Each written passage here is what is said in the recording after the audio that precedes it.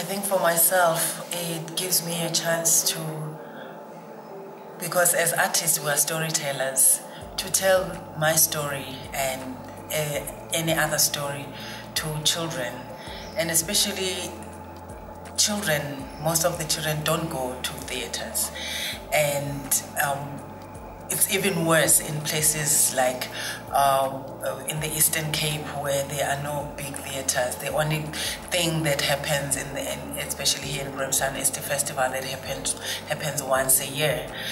And I think it is important to encourage our children to go to these theaters. And so I think for me, it's been really an eye-opener, and because you can see that the children, they don't know what to expect. They're making noise, and as an artist, you really have to be patient with them, because some of them, it was the first time sitting and watching a play. It's not like watching TV where you can be eating and talking at the same time, but you have to be quiet and listen carefully. So I think this festival has been very important. I actually think that it can go all over the country. Other provinces do need the Puku Festival. I come from KZN. We don't have something like this, and I really think it can go around, not just in the Eastern Cape.